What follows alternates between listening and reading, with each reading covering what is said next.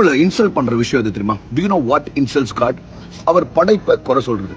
இப்போ I'm on top of a hill. நீங்க பார்க்கும்போது இந்த பெரிய பெரிய நேச்சர்லாம் பார்க்கும்போது என்னமா படைச்சிருக்காரு இந்த படைப்பாளி அப்படின்னு சொல்றோம். ஆனா அதே நேரத்துல நம்மள மத்தவங்க கூட கம்பேர் பண்ணும்போது we are actually insulting God.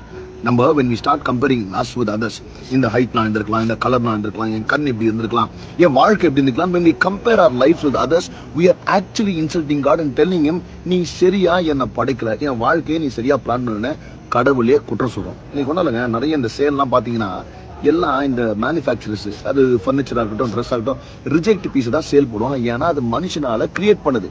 ஆனால் கடவுளால் கிரியேட் பண்ணது யாருமே ரிஜெக்ட் பீஸ் இல்லைங்க, யாருமே ரிஜெக்டடோ சர்ப்ளஸ் குவாலிட்டி கிடையாது. We are the best. அதனால எப்பெல்லாம் நம்மளை மற்றவங்க கூட கம்பேர் பண்ணுவோம், whenever we compare us with others, we are actually insulting God. Do not insult him. He is a great creator. He never makes mistake. He's never made a mistake with you. God bless you.